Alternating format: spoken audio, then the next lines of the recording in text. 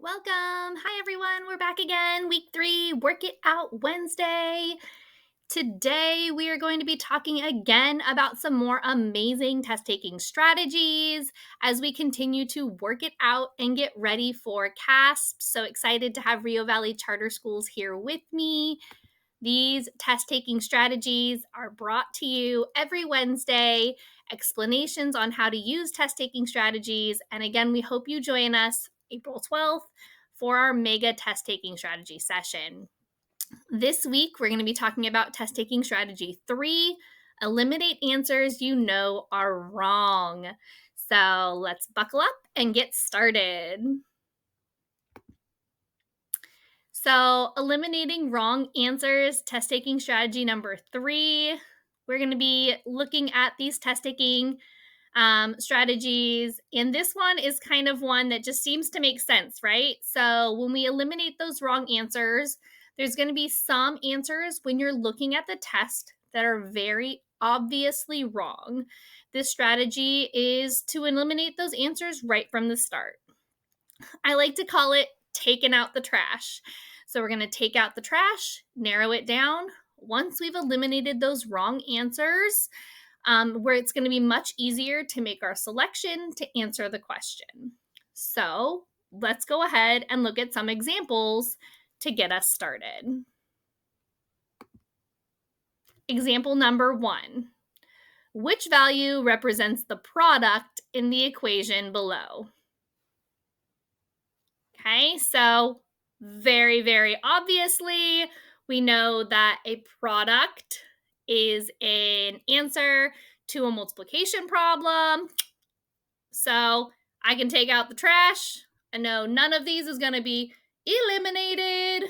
I know that 7 and 8 can be eliminated, and that leaves me with 56 right off the bat to give me my answer. So it's going to go ahead. So this one is a vocabulary question. Boom, boom, gives me that availability to be able to see, eliminate the trash, eliminate those wrong answers, kind of be able to give yourself the opportunity to know that you can do that and help you to go through and answer it. Also, being able to understand some of that academic language can be super powerful in answering some of these questions. If I didn't know what a product was, that might set me back a little bit.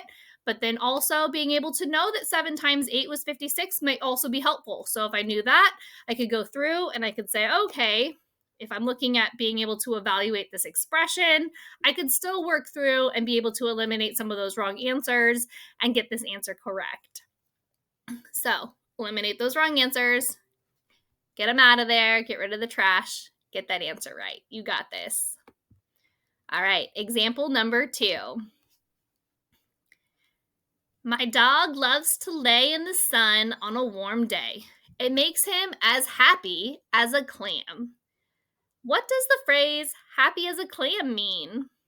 To be very happy, to be very worried, to be very upset, to be very hot.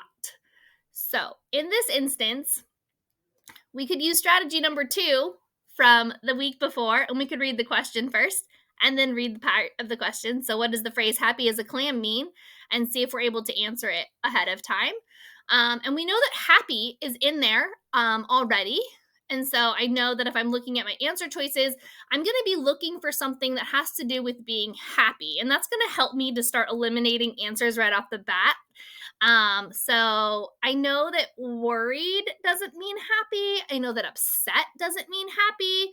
And usually when I'm hot, I'm not happy. So I could probably eliminate at least B and C. I might leave hot in there, but I'm going to go ahead and go back and reread the passage just to be on the safe side. My dog loves to lay in the sun on a warm day. Makes him as happy as a clam. Warm, hot, but they're not talking about being very hot. I'm talking about how my dog feels. So I think it's A, to be very happy. So I could eliminate D as well. But right off the top, I could eliminate B and C just from reading the question first, which was our strategy from last week. Read the question first and then answer the question. So putting those two strategies together in this instance really could have helped us to answer that question even faster and more efficiently. So keep those strategies coming. Keep working on them. You got this. You guys are going to rock that test. I hope you continue to practice, discuss these strategies with your families, model them together, and keep practicing. Remember to join us April 12th for our mega test taking strategy workshop. And we're going to continue to work it out Wednesday. See you next time. Bye.